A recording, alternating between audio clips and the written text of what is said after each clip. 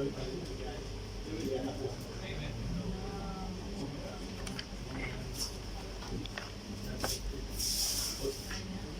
un chaván.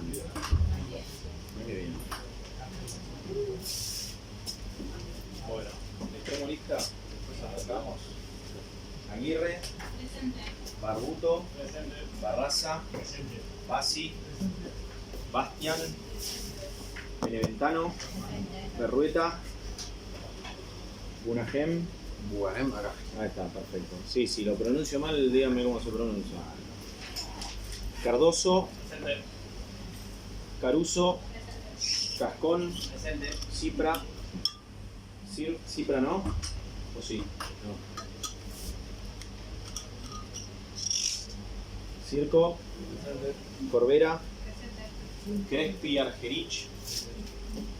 Díaz. Dobronic. Bien. Emiliosi. Algo de Agustina. Nuevo apellido. Ferreiro. Foglia. Garrido. Gijena. Grisolía. Jefes. Hernández. Lucero Noé. Mantei. Martínez. De Giorgi. Murillo. Musladino. Nobleza. Olivieri. Ona Colin. Ortega. Bedeferri. Piazza. Presentado. Ríos. Romero. Rueda. Salmieri. Salmieri no. Sayago. Tampoco. Torres. Travani. Tubias. Verdugo. Perfecto. Bueno, bien la convocatoria, Ming. ¿Qué les pareció la primera clase? Bien. ¿Algo más? ¿Un poco más elocuente? ¿Algo? ¿Un poco de contenido? ¿Qué vieron? Para la presentación básica y un toque de delito necesaria. ¿Te pareció básica la clase? No, una presentación básica. Bien. ¿De qué? ¿De la materia? La materia, el contenido, un toque de delito nos interesa. ¿Y qué dijeron? Yo dije. Más o menos. Dije que lesiones culposas. Bien. ¿En función de qué? No, en función de que está bueno el 84. Bien. Está bien. ¿Alguien más? ¿Algo más? La idea es esta, que lo vayamos haciendo un diálogo, así se nos hace más ágil a todos y aparte las opiniones de ustedes nos sirven a nosotros y entre ustedes les va a servir para conocer la opinión de los demás y aparte muchas veces las respuestas no las tiene uno sino que las tiene el otro. Y aparte para hacerlo más ágil entre nosotros. Acá la idea es que venimos a aprender, entonces pueden decir lo que quieran. Quédense tranquilos. Nadie les está tomando examen ahora en las clases, así que siéntanse libres. Más o menos en qué etapa de la carrera estamos, así a grosso modo. Más al final, más al principio. Sí, finalizando. Teoría del delito. Ya ¿Está decíamos. teoría del delito? Sí. Bien, eso es importante. Más que nada porque muchas veces hay determinadas circunstancias que nosotros las abordamos desde la teoría del delito.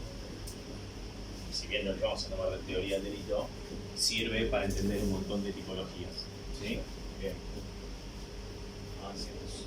¿Qué vieron la clase pasada? Aparte de la introducción, contenido. Porque me da la sensación de que tal vez nos invadieron un poco el temario de hoy, entonces para saber no repetir las cosas sin sentido. ¿O no vino ninguno de ustedes? Bien. No, habló que también se iba a abordar los principios constitucionales y el derecho penal. También con respecto a cuáles son las adecuaciones típicas y la vida, pero todo en general, no fue nada. Sin ahondar en algún tema particular. O sea, está bien, un poco más que nada de contexto, porque parte especial, ¿Qué es lo que vamos a estudiar nosotros? Básicamente todos los tipos penales establecidos en donde, en el Código Penal. Bien. ¿Y cómo se complementa la parte especial? O sea, la parte especial es una de las patas de las tres que podríamos identificar como las más importantes dentro de lo que podría ser la persecución penal, ¿no? Es decir, ¿qué establece el Código Penal? Conductas prohibidas. Exactamente, es decir, el legislador lo que hace es diseñar determinadas fórmulas en las cuales nos va a decir qué universo de conductas van a ser las prohibidas. Y en su caso, además, para el caso de que nosotros constatemos que efectivamente se llevó a cabo esa conducta, la correspondiente pena. ¿Bien? ¿Por qué digo universo de casos? Porque claramente, respecto de esa formulación, nosotros después vamos a ver los hechos en particular. Ese es el caso. Lo que hace la norma penal es establecer los elementos normativos y de facto que nosotros vamos a utilizar para establecer los límites de ese universo, ¿sí? Es decir, por ejemplo, les pongo el ejemplo más fácil. Homicidio. ¿Qué dice el homicidio? El tipo penal de homicidio. El que mataría a otro, ¿qué más? Era una pena de prisión o reclusión de 8 a 8. Bien. Exactamente, y entonces nosotros decimos, bueno, es bastante sencilla la formulación. Bueno, no, porque en realidad si yo me pongo a analizar los elementos normativos y descriptivos del tipo penal, ahí es donde yo voy a encontrar los límites en los cuales voy a establecer si determinada conducta efectiva, es decir, el hecho, ¿qué es el hecho? Es la conducta con el contexto de tiempo, modo y lugar en que sucedió, ¿no? Entonces yo, en función de esa oración que parece tan simple, voy a establecer si entra o no entra. ¿Por qué? El que matare a otro, ¿qué es lo que implica? Primero, que la víctima tiene que ser una persona humana. Yo mataré a otro. Bien. Segundo, ¿qué implica el verbo típico de matar?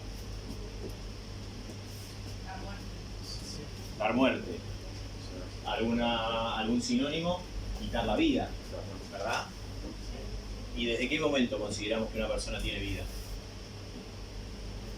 De la concepción según el orden. Según las teorías, pero ya tenemos que prestar atención a otra cosa. ¿Por qué? Porque si vos seguís determinada teoría, independientemente de cuál sea, y vos, en el caso, constatás que efectivamente no llegó a tener vida, entonces ese caso no entra dentro del universo de homicidio. ¿Por qué? Porque me establece los límites. Primero tiene que tener vida, y segundo me establece el otro límite, ¿cuál va a ser? La constatación de la muerte, que efectivamente haya muerto. Entonces, cualquier situación fáctica que no respete esos parámetros, esos elementos normativos y descriptivos de cada tipo penal, va a quedar por fuera de esa tipificación. Ojo, tal vez nosotros después vamos a tener que analizar ese mismo hecho en torno a otra calificación, ¿sí? Entonces, parte especial, nosotros vamos a estudiar todos los delitos, vamos a estudiar todos los elementos normativos y todos los elementos descriptivos, con el objeto de analizar después, en algún momento, con el examen, mejor dicho, un determinado caso para establecer cuál es la ecuación típica, si es que tiene la ecuación típica, porque puede ser que no tenga la ecuación típica. ¿Por qué? Porque no es delito, y si no es delito, es porque no es una de las conductas establecidas por el legislador como merecedora de pena. ¿Bien? Entonces ahí ya tenemos la primera pata, el Código Penal, todo lo que implica el Código Penal. ¿Cuál es la otra pata importante dentro de lo que es la persecución penal? Exactamente. Y para ver el proceso, ¿a dónde vamos a ir? Exactamente. Bien. ¿Y para qué nos va a servir el Código Procesal y el debido proceso?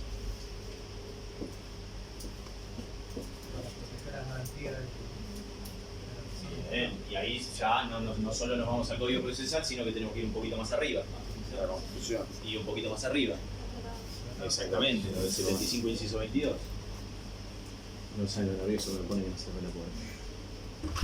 La clase pasada tuvimos que poner el otro lado algo para trabajar. El tacho de basura que está acá al lado. Claro. Ya para eso. Bueno. De nuevo, entonces, Código Procesal, vamos a ir a la Constitución y vamos a ir a los tratados. ¿Y qué es lo que nos va a dar esas garantías, ese debido proceso?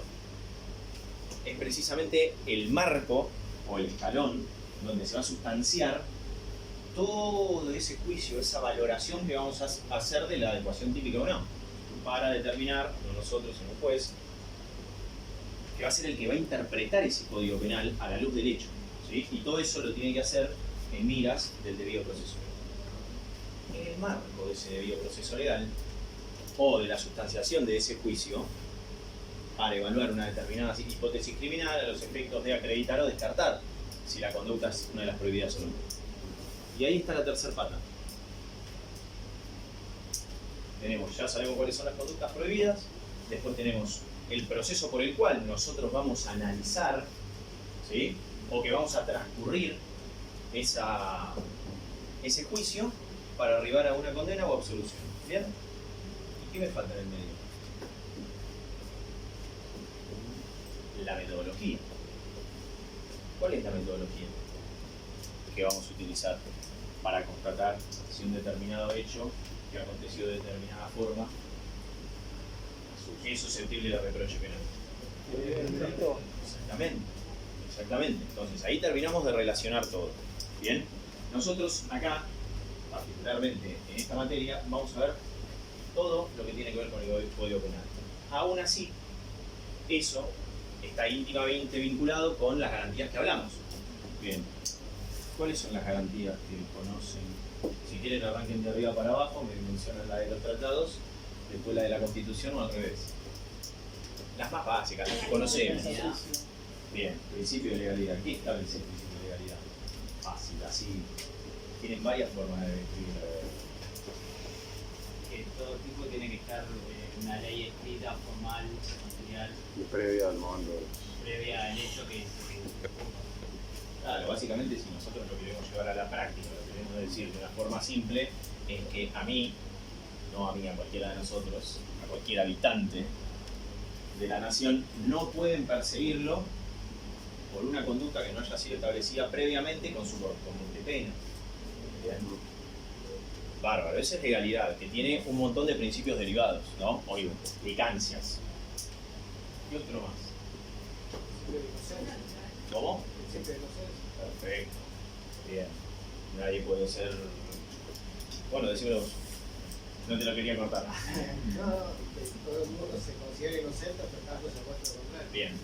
Y ahí podés derivar también el de autoincriminación, prohibición de autoincriminación forzada, pero no me quieren decir el que necesito. Entiendo que todavía no lo tenemos. ¿De imparcialidad? El programa todavía no lo tienen, porque creo que esta semana lo van a subir. Todavía proceso imparcialidad. Vamos más fácil. Si yo te digo Constitución Nacional y el único que te tenés que saber de memoria, ¿cuál es? ¿Qué artículo? El 18, pues el 18 tiene todo. Es precisamente el debido proceso, tiene juez natural, tiene inviolabilidad de las comunicaciones, inviolabilidad de domicilio, ¿sí? ¿Y qué es lo más importante que tiene?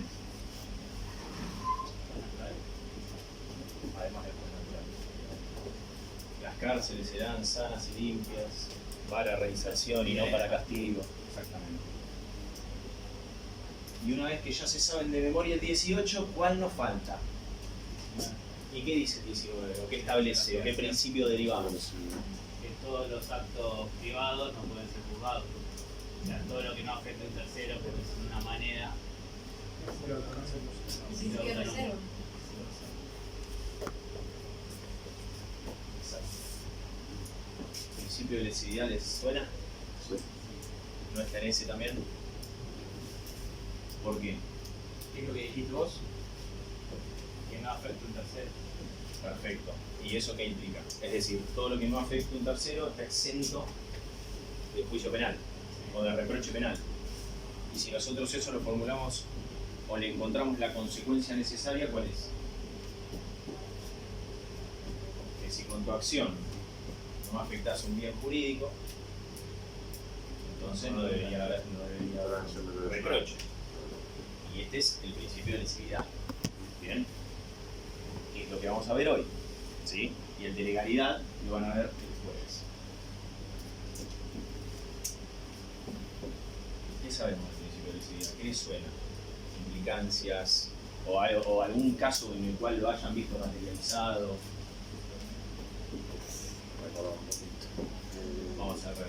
Es lo que estamos diciendo.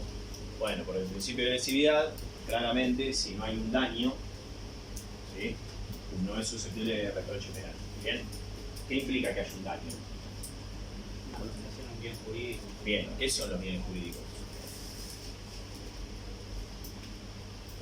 Esa es una definición un poco más compleja, ¿no? Lo que intenta proteger el Estado. Los bienes jurídicos son precisamente los bienes que el legislador considera que son susceptibles de protección penal. Entonces, sí, por eso son los tipos penales, y por eso todos los tipos penales tienen un bien jurídico establecido, porque precisamente la afectación a ese bien jurídico es lo que va a determinar si va a tener reproche penal o no. Si no hay afectación, no hay reproche, pero si no hay afectación, lo que implica es que precisamente nosotros, con la conducta analizada, no pudimos comprobar o constatar efectivamente los elementos normativos y descriptivos de cada tipo penal. ¿Bien? Bueno. Nosotros lo que vamos a ver hoy es el principio de lesividad abordado desde 3 autores, ¿sí?, que es Binder, Bacigalupo y Sansinetti. Obviamente los textos los van a tener en el campus, no sé si ya les hablaron del campus o... ¿sí? Bueno, ahí van a tener todos los textos. ¿Ya está habilitado el campus? ¿Y le quiere y todo eso? Sí, sí. Ah, entonces ya los vieron y los leyeron. No sé si lo subieron. Bien. Bien. Probablemente entonces entre dentro de la volteada del programa y se defina todo esta semana. ¿Sí? Cualquier cosa igual, si para el jueves no tenemos las cuestiones estas solucionadas, avísenle a Madre y Juli a dar legalidad. Avísenle a Juli o pregúntenle a ver en qué quedó eso. Bueno, entonces, de nuevo, Sansinetti, Bacigalupo y Binder son 3 enfoques diferentes. En algún punto tienen un abordaje más filosófico de lo que es el principio de legalidad. ¿Por qué? Sí. ¿No se escucha? Pero apagamos el ventilador y tenemos que saltar todos, me parece. Bueno, intento hablar más fuerte, si se me baja la voz avísame. O sea, ¿no escuchaste nada de los últimos 25 minutos? Está bien. Y evidentemente, como realmente no escuchaste nada, decidiste levantar la mano. Está muy bien. No, avisen si no se escuchan. Pasa que es raro, pero siempre nos tocan estas aulas y para mí es porque son muchos.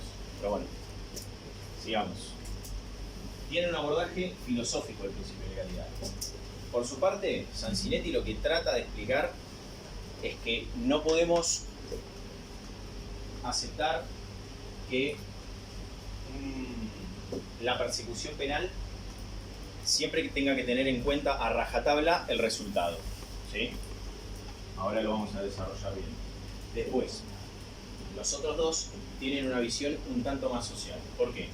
Bacigalupo establece que precisamente será delito o una imputación debe fundamentarse en que el delito va a ser una afectación de valores éticos sociales. ¿Sí? Entonces ya se va para un lado más social. Por el otro lado, Binder básicamente lo que trata de establecer es que el Estado lo que tiene que hacer es permanentemente dirimir conflictos. ¿Sí? Entonces, entre las herramientas que tiene para dirimir conflictos, ¿qué tiene? El poder punitivo. Pero que ese poder punitivo tiene que ser, obviamente, de última ratio y que solamente se basa en la gestión de conflictos. ¿Sí? Es decir, un conflicto va a estar dado por... Si les digo conflicto, ¿qué les suena? Pelea. Bueno, discusión. Pelea, ponele, discusión. Contradicción. Bien, discusión. Ya de por sí, si hablamos de discusión, estamos dando por sentado que son 2, ¿no? Lo mismo para pelearse siempre hace falta 2. Bien. Y obviamente, si es una pelea o es una discusión, es un encuentro entre partes, es decir, hay intereses contrapuestos. Bueno, precisamente el Estado lo que hace es gestionar ese conflicto y frente a la existencia de intereses contrapuestos, lo que tiene que hacer es resolverlo priorizando uno de esos, ¿sí? Obviamente, parte de las herramientas es el poder punitivo, pero este poder punitivo tiene que ser de última ratio. ¿Por qué? Porque el poder punitivo no lo puede utilizar precisamente para fundamentar o para ratificar su propio poder o la autoridad del Estado. Jamás lo puede hacer. Es por eso que Binder lo que dice es que el Estado no puede crear conflictos, ¿sí? Los conflictos subyacen de la vida en sociedad. ¿Bien? Bueno, de hecho, esas son más o menos las tres visiones. De hecho, lo que podríamos hacer es arrancar con Binder, ya que estamos.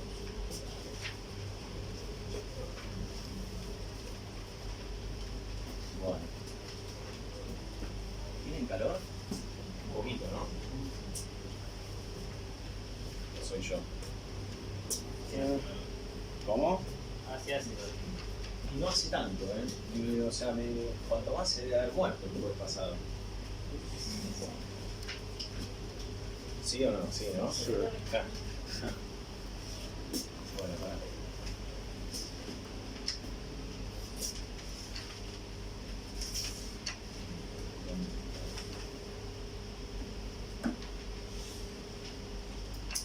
Lo que les digo. Entonces, Binder. Estamos hablando de un conflicto, ¿sí? Además de que es una pelea de intereses contrapuestos, ¿qué características tienen los conflictos en sí, en particular? ¿Qué les parece?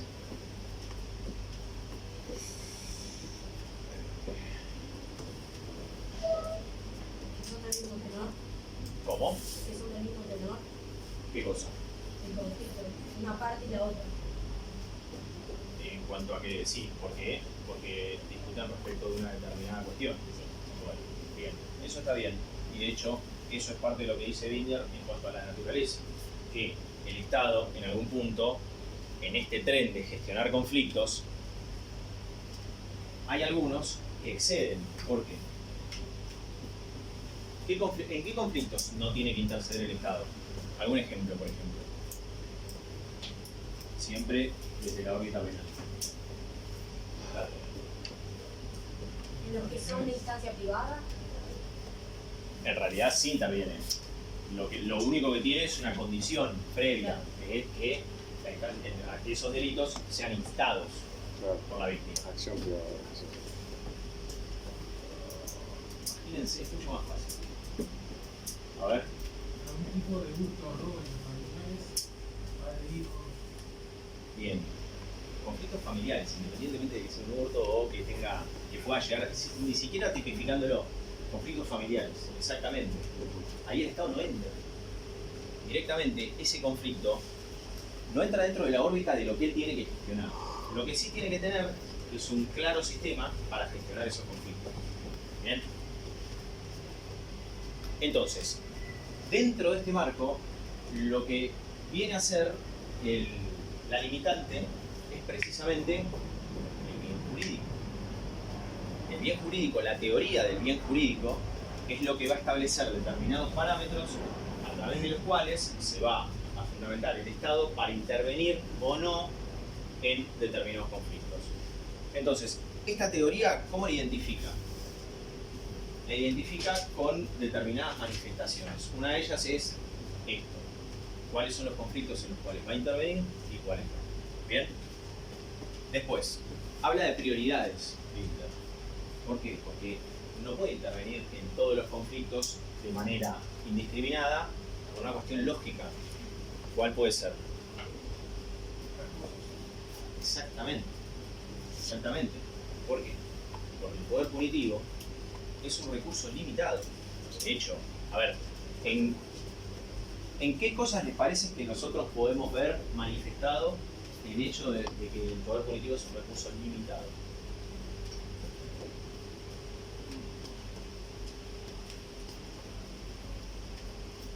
La lentitud de los procesos judiciales. No vi quién dijo. Dicho de una forma un poco más positiva, sería en el tiempo insumido a los tribunales para la resolución de conflictos. Bien, eso puede tener un montón de variables, entre las cuales efectivamente está esto, la limitación de los recursos. ¿Por qué? Pregunta. El desconocimiento total. Vos habías levantado la mano. Ahora yo no te escucho a vos. El principio de oportunidad dentro del proceso penal, de que no todos los jueces terminan siendo como deberían ser. Bien, y el principio de oportunidad viene en contraposición a qué? Exactamente, porque ¿qué establece la legalidad? El Estado debe investigar todas las conductas Exactamente. del delito. Exactamente. Aún así, las nuevas legislaciones ya imponen el principio de oportunidad por una cuestión lógica, más allá de los recursos. De hecho, es lo que nosotros pudimos ver, bueno, ahora que tiene la película 1985, ahí precisamente lo que pasó fue eso.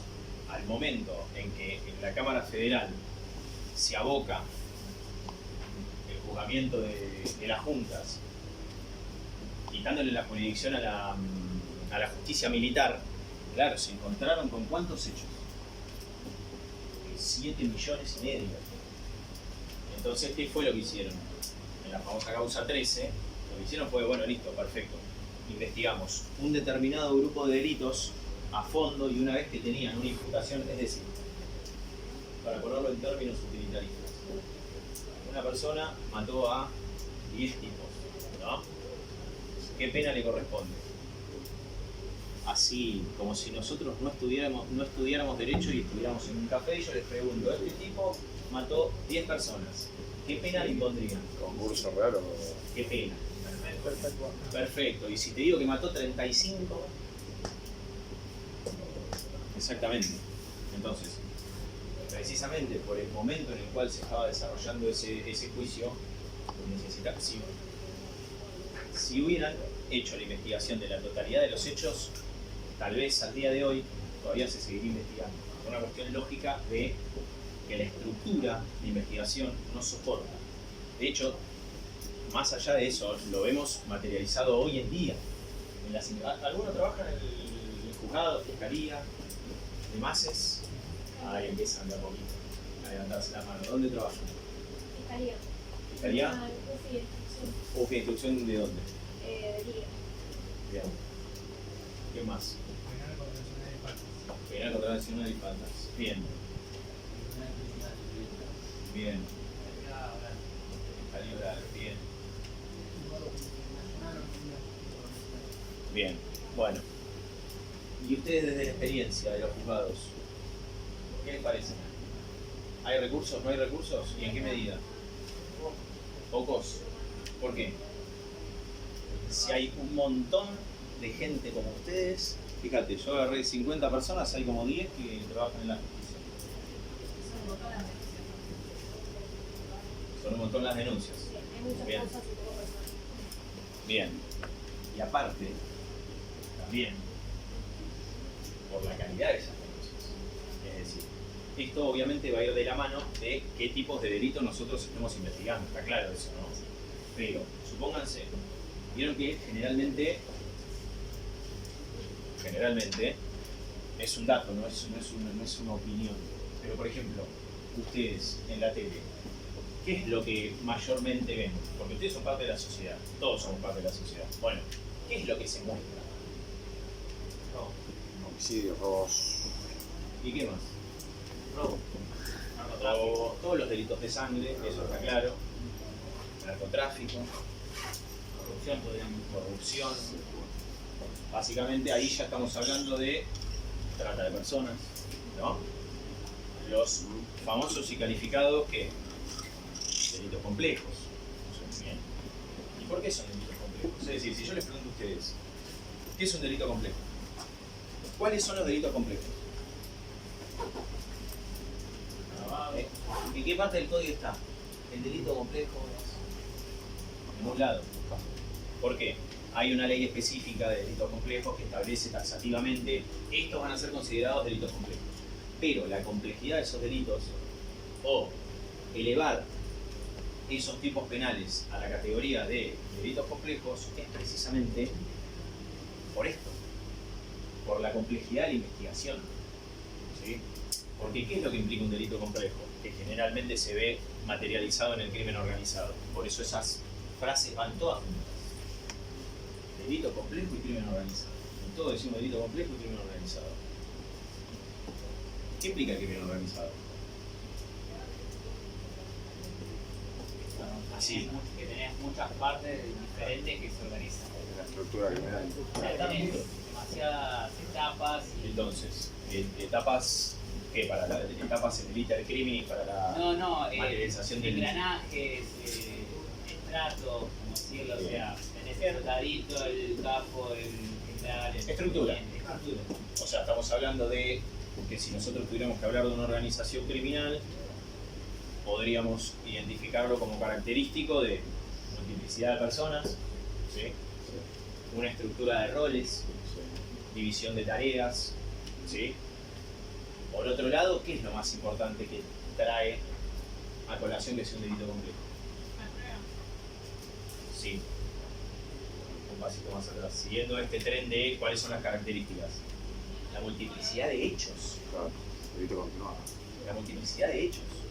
Entonces, cualquiera de esos delitos que mencionamos, inclusive los de corrupción, por ejemplo, son muy complejos para investigar. ¿Por qué? Porque tienen una gran cantidad de documentación, tienen una gran cantidad de medidas probatorias complejas a realizar.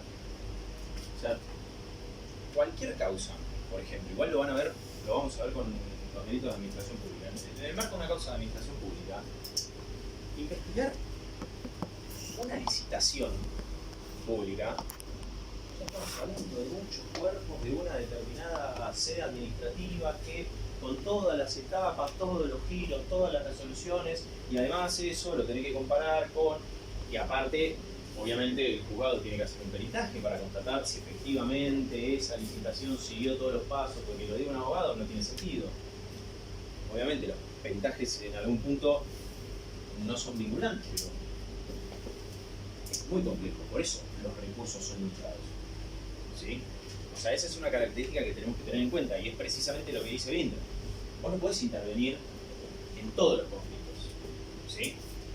Vos tenés que intervenir en los que realmente tienen entidad suficiente. ¿Por qué? Volvemos para atrás. Porque hay aplicación de qué? De un bien jurídico. Entendiendo ese bien jurídico como qué.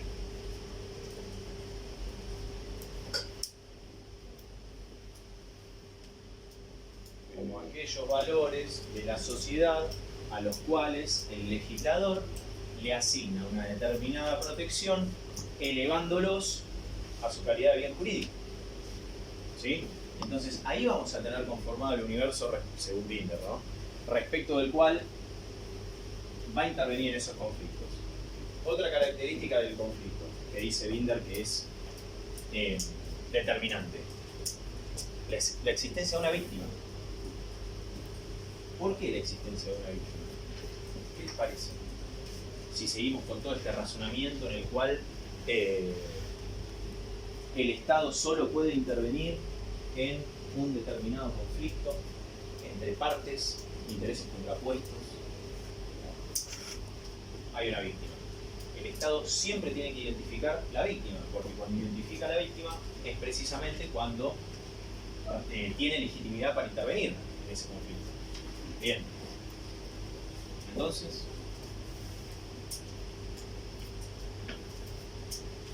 ¿qué dijimos al principio? Que esta gestión de conflictos El Estado no puede no podía tener qué cosa como fin.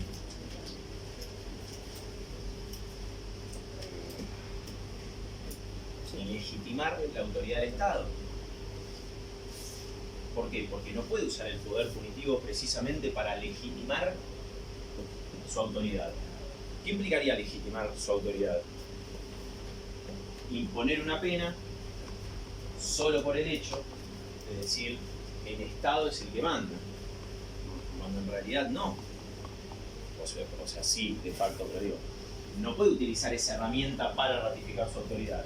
Él lo que tiene que hacer es gestionar el conflicto entre dos partes, donde hay una víctima. ¿Para qué? Dos opciones. Precisamente para intentar de alguna forma solucionar o ponderar el interés de la víctima por sobre el otro, ¿sí? A través de una imposición de pena. Esa imposición de pena, ¿qué consecuencia va a traer? La ratificación de ¿qué? De la norma. Es decir, con la ratificación de la norma, lo que estamos haciendo es ponderar ¿qué cosa?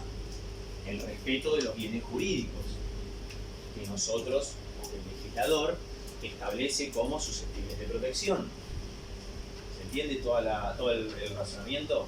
Bien, entonces, si nosotros tenemos que caracterizar, como dice Binder, teníamos escasez de recursos, la existencia de una víctima. No puede interceder en cualquier conflicto, sino que tiene que respetar las prioridades. Incluso dentro del respeto de esas prioridades, las prioridades están dadas ¿por qué? Por la Constitución Nacional. ¿Sí? Y derivados, obviamente. Bien. Y por otro lado, lo que dice Binder es que el Estado no puede amenazar. ¿En qué sentido no puede amenazar? No es que no puede establecer de alguna forma una amenaza respecto de la imposición de una pena al momento de constatar efectivamente la realización de la conducta prohibida. Lo que dice es que el Estado no puede amenazar si no va a cumplir con esa pena. Bien, estas son un poco las características de lo que él establece como teoría del bien jurídico, que efectivamente lo que va a hacer es vincular, es su interpretación del principio de lesividad, ¿sí? Dentro de lo que podría ser un sistema liberal, por ponerlo así. Un sistema penal liberal. Bien. Vamos para el otro lado, vamos para atrás en realidad. ¿Está más o menos esto? Sí. ¿Lo tenemos? Quédenselo ahí en el interior. Ese es el concepto. Estado, conflicto, resuelve, existencia de víctima. ¿Sí? Intereses contrapuestos, debe ponderar uno. Y eso es lo que nos tiene que quedar en la cabeza respecto del video. Igual después les va a quedar más claro porque van a leer el texto, ¿verdad? Bárbaro. Bien, bien ahí. Es imposible que vayan a leer el texto, ¿no? Todos los años me mienten en la cara, sí, todos. Pero bueno, elijo creer, ¿no? Bueno, vacilarupo. Nosotros acá tenemos que cambiar el chip. ¿Por qué digo que tenemos que cambiar el chip? Porque él lo aborda el principio de lesividad desde una óptica social. ¿Sí? ¿Por qué? Él habla también de bien jurídico, pero él señala que en el caso del bien jurídico, según una teoría de la imputación como la que él sostiene, nosotros tenemos que separar el derecho de la moral. ¿Sí? Bien, tenemos que separar el derecho de la moral. Entonces, nosotros podríamos definir el delito desde dos ópticas. Primero, tenemos un concepto formal y un concepto material. Si nosotros vamos al concepto formal, nosotros podríamos decir que será delito todas aquellas, o sea, lo podemos definir desde la óptica de la consecuencia jurídica. Entonces, yo puedo decir que va a ser delito todas aquellas conductas que... ¿Cómo? Una ley. Sí, ¿y cuál sería la consecuencia jurídica de eso? ¿Cuál es la consecuencia jurídica que puede tener una Sean conducta? susceptibles de ser juzgadas. Que tengan una pena. Entonces, yo voy a poder decir, va a ser delito todas aquellas conductas que tengan una pena establecida, ¿verdad? Y ahí estaríamos yendo al concepto formal del delito. Ahora, si yo quiero saber efectivamente qué es delito y qué no, ¿qué les parece? ¿Qué hago con la consecuencia jurídica? Nada. Es decir, vos me podés decir, sí, esto es delito o no es delito, está bien, pero ¿qué conductas son las que son prohibidas? Bueno, ese es el concepto material, ¿sí? ¿Por qué? porque nosotros tenemos que definir el delito desde el contenido. Acá es donde Bacigalupo mete esta visión social en la cual dice que nosotros tenemos dos ordenamientos jurídicos, ¿sí? Por un lado, el social, en realidad no jurídico, dos ordenamientos. Por un lado el social y por otro lado el estatal, ¿sí? ¿Qué les parece? ¿Cuál va a ser el ordenamiento social? Yo me estoy mareando. ¿Cuál es el ordenamiento social? Y las reglas de la convivencia, por ejemplo, reglas de... A ver, me gustó esa cosa, todo me gustó, pero las reglas de convivencia, es decir, los valores que subyacen en la vida social, ¿no? Podríamos ordenarlo en esos términos. Bárbaro. ¿Y después qué fue lo otro que dijeron? Moral. Moral. ¿Qué? ¿Cómo entra la moral? A ver. Y la moral depende mucho de la sociedad en la que estés. Depende claro. de qué tipo de moral. Tenés una moral religiosa, una moral social, hasta Perfecto. una moral Independientemente económica. de cuál sea el caso en particular, ¿no? Es decir, cada sociedad tendrá sus valores ético-morales, está perfecto. Ahora, ¿qué fue lo que dijimos primero?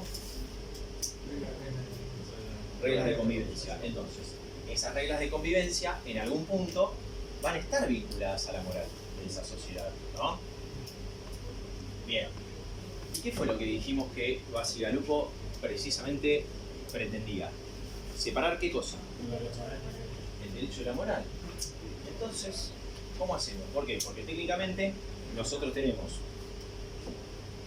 la moral que obviamente va a influir en esto de los valores que una sociedad tiene, ¿sí? Precisamente por esa interacción que se da, y luego vas a tener al legislador que va a ser quien de todas esas características, valores que surgen de dónde? Del ordenamiento social, las va a elevar, las va a ponderar, ¿sí? Para darles una determinada protección. ¿Y eso qué es lo que va a hacer? El ordenamiento. Exactamente. Exactamente. Entonces nosotros de toda la bolsa, por ponerlo así, de valores que subyacen de una sociedad, tenemos que el ordenamiento estatal va a estar constituido solo por esa parte que efectivamente le quieren dar una protección especial. Ahora, ¿y cómo hacemos? Porque claramente ahí es donde Bacigalupo dice, bueno, entonces nosotros tenemos que entender al delito como una violación de valores éticos sociales, ¿sí? Pero ¿cómo hacemos? ¿No estamos en el mismo problema? ¿No les parece demasiado... O sea, es decir, ¿no les parece que no logra con su cometido de separar el derecho de la moral? Sí. Y entonces... ahí es donde aparece nuevamente el concepto de bien jurídico. ¿Sí? Nosotros tenemos que entender que el concepto de bien jurídico siempre va a ser limitante. ¿Por qué va a ser limitante? ¿Qué les parece? Va a ser precisamente el límite entre el derecho y la moral. O sea, lo que está escrito va a ser precisamente lo legal, o sea, el ordenamiento estatal, y lo otro va a ser totalmente moral, que no va a estar fuera de ese ordenamiento estatal. En realidad, precisamente tiene una función limitadora el bien jurídico por lo que les dije antes. Ordenamiento social. Estamos hablando de X cantidad de valores éticos sociales que surgen de la vida en sociedad. ¿Y qué dijimos que iba a ser el ordenamiento estatal?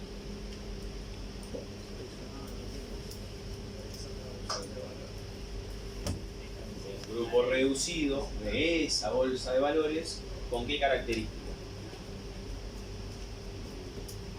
Una ley. Son aquellos en los cuales el ordenamiento estatal elevó o ponderó, ¿sí? ¿A través de qué? los legisladores. ¿Y los legisladores cómo hacen para establecer esta diferencia? O sea, el bien jurídico es Exactamente, a través del bien jurídico. Establecen que es un bien jurídico, lo cual necesariamente ¿qué implica? Al que le estamos sacando. ¿Qué implica? ¿Cómo? una víctima buena. Otorgar protección al bien jurídico. ¿Cómo? ¿Alguien dijo algo? Yo he dicho, no, que la finalidad es otorgar la protección a esos bienes jurídicos.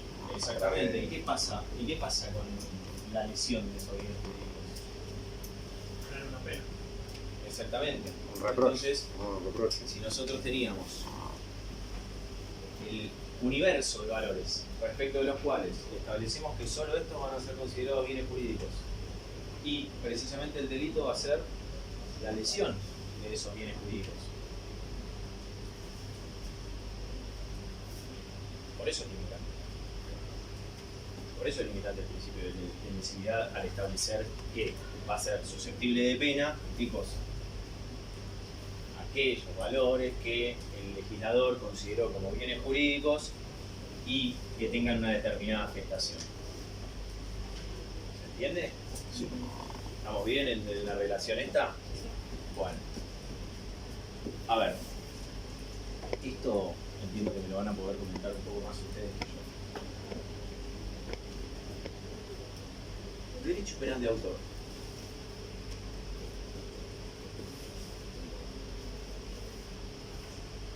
Algo, nada. ¿Qué implica? Obviamente, derecho penal de autor en contraposición a qué? De acto. El de acto. ¿Cuál quieren definir primero? ¿El de acto o el de autor? Si no sabe ninguno, salto El de acto. así. Les iba a decir me voy, pero tal vez agarro un viaje. Autor. Implicaría salirse limitante del bien jurídico. ¿Por qué? Mira, me cagaste toda la cuenta. Ya está, tenemos 10 minutos para una clase. Justamente el autor. Porque ¿qué es lo que están priorizando en un derecho penal de autor? La característica del sujeto, La característica del sujeto en contraposición a... el acto que realice, el delito, el hecho. ¿Por qué? Porque en el derecho penal de acto, ¿qué es lo que se prioriza? Acciones, conductas. El hecho. Acá tenemos que separar una cosita. La acción. Bueno, nosotros tenemos hecho y conducta. ¿Cuál es la diferencia? Arranquemos de menos a más. ¿Qué es la conducta? La conducta es la realización de una persona. La realización de una acción La acción voluntaria voluntaria, por parte de una persona. final. La diferencia es que una tiene resultado, otra no. ¿Cómo?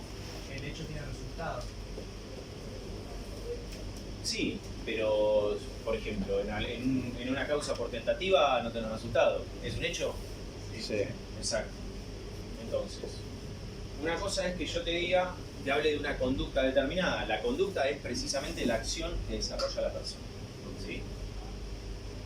El hecho es esa conducta contextualizada con las circunstancias de tiempo, modo y lugar.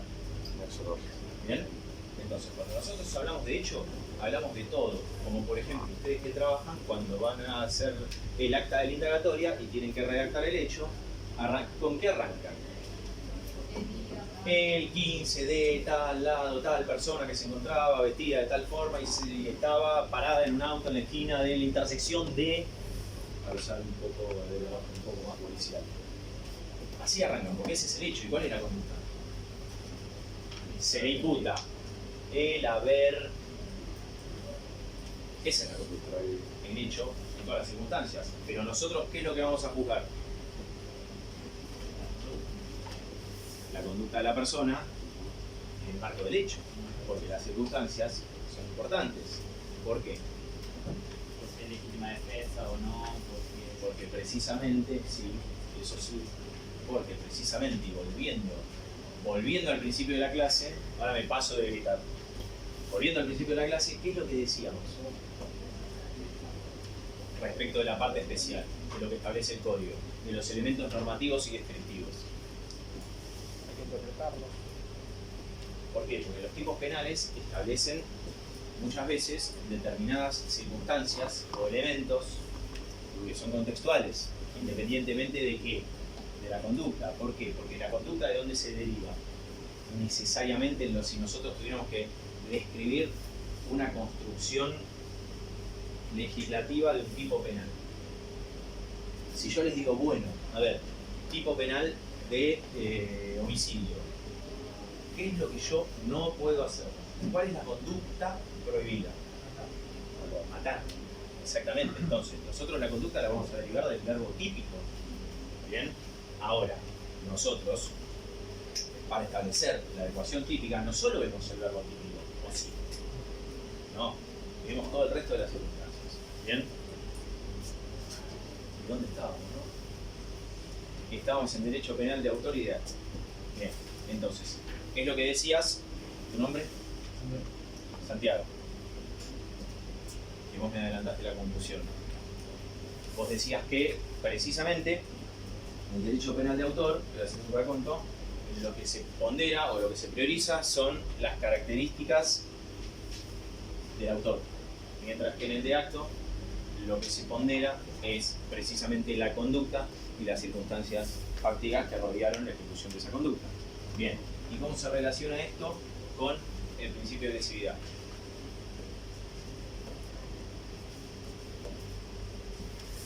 Evidentemente en un derecho penal de autor no hay lesividad, a veces.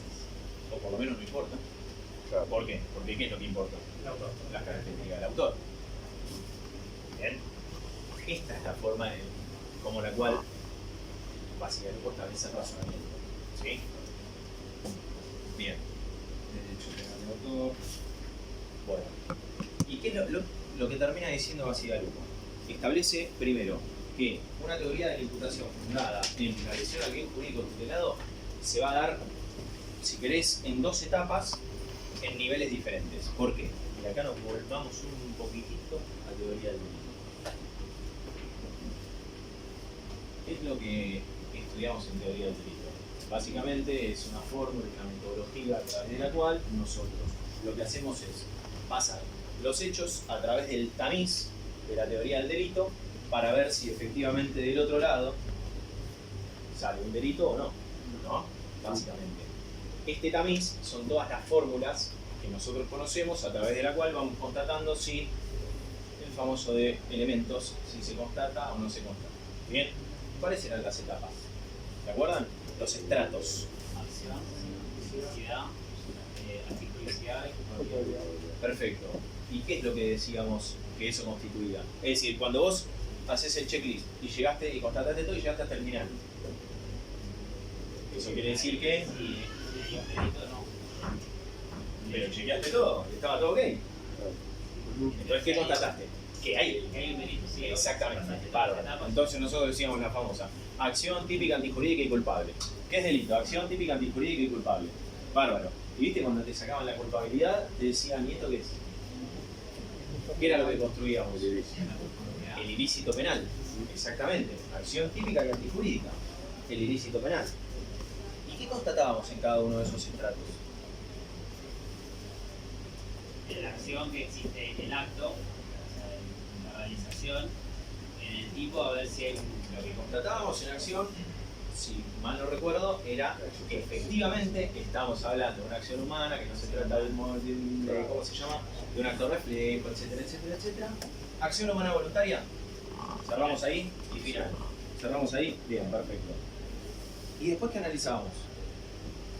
La adecuación típica. La tipicidad. La tipicidad, nosotros ahí teníamos, si se quiere, dos aristas. ¿Cuáles eran? Objetiva y subjetiva. En la objetiva, ¿qué constatábamos? Que se cumplan los elementos. Objetivamente, un penal. Bien. Bien, la imputación objetiva. Bárbaro. Y entonces, nosotros constatábamos los elementos. Y ponele que, yo te digo, sí, están reunidos todos los elementos de la tipicidad objetiva. ¿A dónde pasábamos? Bien, ¿y qué constatábamos en la subjetiva? si había la intención de hacerlo. La voluntad. O sea, sí, todo lo que... Bien, según el tipo que estemos analizando, ¿no? Sí. Según la fórmula típica que nosotros estemos analizando. Bárbaro. Y si yo chequeo todo bárbaro y me dice que es típicamente objetiva, la conducta humana, voluntaria, es típicamente objetiva y subjetiva. La conclusión básica es Ilícito penal. Hay que ir a ver si hay algún eximente de responsabilidad o algún te está yendo para adelante. antijusticia. Por eso te está yendo para adelante. Es una conducta típica. Es una conducta típica. Y si nosotros prestamos atención a qué es lo que estamos diciendo nosotros como típica, en el marco de lo que estamos analizando del principio de lesividad, es que efectivamente esa conducta es una de las prohibidas, ¿verdad? Sí. Este es el primer escalón que dice Bacigalupo que nosotros tenemos que constatar en una teoría de la imputación por lesión del bien jurídico tutelado. Que la conducta analizada sea una de las conductas prohibidas. ¿Bien? ¿Cuál va a ser el segundo escalón? Ahora sí. La antijusticia, la cosa. Bien, ¿y ahí qué es lo que vamos a analizar? Dicho coloquialmente. O sea, conceptualmente, ¿qué implica hacer el análisis de la antijusticia? Exactamente. Si esas conductas que nosotros acabamos de constatar que es una de las conductas prohibidas, no fue cometida bajo una de las autorizaciones, no es una de las autorizadas por el Estado. ¿Se entiende? Y bueno, y ahí vamos a entrar en las causas de justificación, vamos a analizar efectivamente si no haya sido legítima defensa, o lo mismo que no haya habido una ponderación de bienes de igual, ¿cómo se llama? Estaban allá disculpando. Exactamente. Bien. Y ahí vamos a establecer este segundo nivel. Bárbaro. Esa es la primera parte que Bacigalupo establece que es uno de las dos constataciones que tenemos que hacer. ¿Por qué lo termina en antijuridicidad? Ya lo dijimos. Ilícito. Hasta ahí que tengo ya constatado. El ilícito penal. El ilícito penal. El ilícito penal. Y entonces, ¿qué me falta para establecer si es delito? El juicio de reproche. ¿Cómo? El juicio de reproche. La culpabilidad. La culpabilidad. ¿Y qué es lo que voy a analizar en la culpabilidad? Si se le puede. Excusas absolutorias. Es una condena. ¿Cómo? Las circunstancias específicas de la persona que cometió ese delito. Esto es básicamente establecer si esta persona conocía o sabía Sí, que efectivamente sí, esa era una de las conductas prohibidas. Y ahí vamos a la segunda parte. ¿Qué otra cosa constatamos respecto de esa persona? se le podría reprochar otro tipo de conducta. Exactamente. Bien. De esa forma, en la culpabilidad lo que estamos intentando es descartar qué cosa. Que ya descartamos en la tipicidad. Al constatar que efectivamente están todos los elementos del tipo penal. Los errores, ¿no? El error de prohibición y por otro lado, el error de tipo. Muy bien. Entonces, esto es lo que dice Bacigalupo. Y la teoría de la imputación fundada en la lesión del bien jurídico se constata a través de estos escalones, estratos, como quieran llamar. Bueno. Y ahora nos falta el último. Tenemos con poco tiempo, pero el último es Sansinetti. Sansinetti obviamente es un poco más filosófico, abstracto y además va un poco en contra de la corriente. ¿Por qué? Básicamente él lo que dice, él critica una visión que establece que no puede fundarse un reproche penal en aquellos casos en los cuales no haya resultado. ¿Qué les parece? Si lo pensamos 2 segundos. Y se te caen todas las perspectivas. Otro que se adelanta al final de la clase. ¿Por qué se te caen las tentativas? Y porque en la tentativa lo que se pena es intentar de dañar un bien jurídico, no el dañar un bien jurídico, pues si lo dañaste no estás en tentativa, sino en el tipo penal. Sí. Delitos en peligro. La puesta en peligro en contraposición a qué? Al resultado, ¿no? Es decir, la lesión es resultado, la puesta en peligro podría llegar a ser la justificación o el fundamento de la tentativa, ¿no? Sí. Ahora, yo tengo una pregunta, te pongo este caso. Es el caso que surge el texto, que lo traigo porque lo van a ver y van a decir, un nene, ¿no? Piedra, la tira. Le pega al vidrio del auto. Estalla el vidrio. Pantalla partida. La reedición de esa situación. El mismo nene, la misma piedra, la misma fuerza, el mismo auto, la misma ubicación, los dos, igual, tanto el auto como el nene. La piedra pega en el parante, no pega en el vidrio y no le hace absolutamente nada. Cero. Cero, cero, cero. ¿No? ¿Cuál es la conducta ahí? Claramente lo que le quise transmitir es que la conducta es la misma. Es la misma.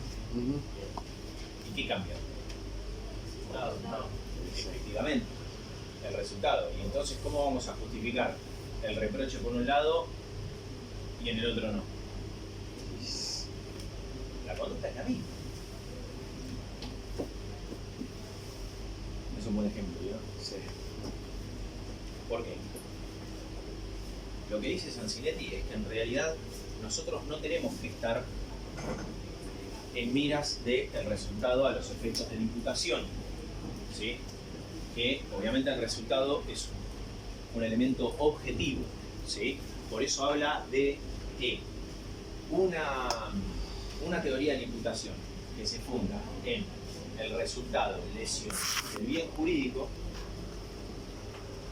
en realidad no resuelve el problema. ¿Por qué?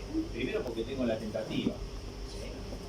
Pero lo resuelven con, bueno, teoría del riesgo. Perfecto. Pero después hace un razonamiento diferente. Él lo que dice es, está mal esto que él denomina el disvalor del resultado, ¿sí? Es decir, se pune porque la conducta implica un disvalor del resultado, ¿sí? Lesión del bien jurídico. Él dice que lo que importa es precisamente el disvalor de acción, la conducta, lo que quiso hacer la persona. Por eso, ahí ya directamente nos lleva a un plano diferente. ¿Por qué? Nos lleva a un plano subjetivo, si estamos hablando de la voluntad y la intención de la persona. ¿Bien? Y aparte, si se quiere, hagamos este razonamiento. ¿Cuál es el objetivo de la norma? Disuadir. Sí. Es decir, proteger un determinado bien jurídico con el objeto de esas conductas que son establecidas como prohibidas, implican intentar disuadir que esas conductas acontezcan, ¿verdad? Bien, entonces, el objetivo de la norma es disuadir la realización de determinadas conductas que implican la lesión del bien jurídico tutelar. Hermoso. ¿Cuándo es que esa norma tiene legitimidad para actuar?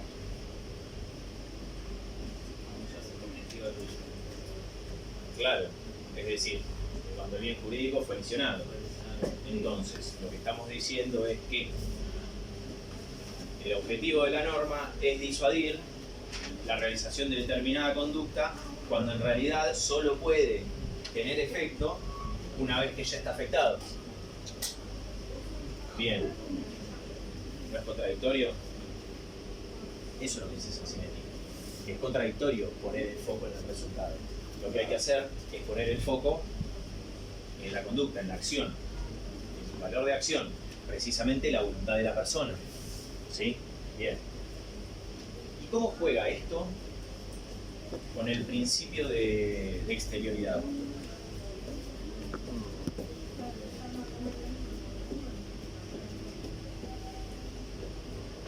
¿Por qué? Supónganse, el artículo 19 lo que dice es que aquellas conductas que no afecten a terceros quedan exentas de reproche penal. Bien. Supongamos que nosotros ponemos un ejemplo de autoinflexión de dolor, ¿no? Bien, ahí hay afectación de terceros. ¿No? Estamos bien.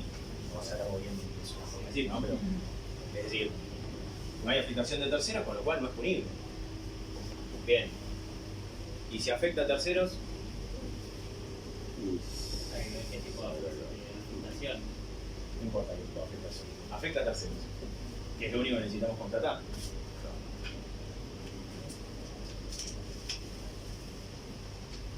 Ahí sí sería punible, ¿verdad? Bien, bien. Entonces, lo que dice Sansinetti es que ese principio de exterioridad no está mal, pero tiene que verse desde la fase subjetiva. Por eso habla del principio de exterioridad desde una óptica subjetiva. Lo mantiene, pero dice que lo tenemos que ver desde una fase subjetiva. No te cierra. Está bien, porque vos seguramente opinás más desde el otro lado. Puede ser. Por eso son tres abordajes diferentes. Un poco esta es la idea. Que vean todo el panóptico. Después, si ustedes consideran que Sansinetti tiene razón, allá ustedes. Está bien. O sea, es una visión bastante crítica, si se quiere. Nos fuimos. Bueno, última. ¿Y cómo arrancamos toda esta historieta? Diciendo la tentativa. Y entonces, ¿cómo resuelve Sansinetti esto de la tentativa? ¿Por qué? Porque el problema de la tentativa es que yo tengo dos escalas penales diferentes, sea consumado o sea tentativa. Entonces, si yo sigo esta teoría, lo que tendría que hacer es una modificación legislativa. Bueno, no resuelve diciendo no, porque vos tenés dos escalas penales. Tenés la escala penal del tipo consumado y la escala penal del tipo tentado. ¿Sí? Entonces, lo que tenemos que hacer es tener en cuenta la intersección de las penas. De modo tal que vos, si tenés un consumado, vamos a poner, independientemente de cualquier ley, si tenés la pena de consumado de 10 a 20 y la pena de tentativa la tenés de 5 a 12, entonces, de 5 a 14, entonces lo que él dice es, bueno, bárbaro, si vos tenés consumado, tu escala penal es de 10 a 20. Y si vos tenés tentativa, tu escala penal es de 10 a 14. Y siempre se va a encontrar absorbida. Entonces, soluciona ese problema. Es como lo plantea el dogmático. ¿Para qué? Precisamente desde la práctica, para no requerir una modificación. Entonces, ¿qué vimos hoy? Bacigalupo, Binder, Sansinetti, ponderación, una teoría de la imputación desde el punto de vista del disvalor de acción, no así desde el disvalor de resultado. Bacigalupo, imputación como afectación de valores éticos sociales. ¿Sí? Bien, intento de separar el derecho de la moral. Por eso, teoría del bien jurídico que viene como limitante. Binder, ¿qué nos decía? El primero, conflicto, intereses contrapuestos. Estado como gestor de conflictos. Siempre tiene que haber una víctima. Esa gestión de conflictos implica la ponderación de uno de esos dos intereses. Además, características de una teoría del bien jurídico. Primero, no escasez de recursos, con lo cual no puede intervenir en la totalidad de los conflictos. Segundo, hay determinados conflictos que por su naturaleza no le competen. Tercero, amenaza no concretada. Cuarto, no puede usar el poder punitivo para qué. Para desestimar su autoridad. Muy bien. Bárbaro. Clase que viene, principio de legalidad. ¿Sí? Adiós y gracias. Gracias, profe. Luego, No entró nadie después, ¿no? no. Bueno, cualquier cosa me avisa.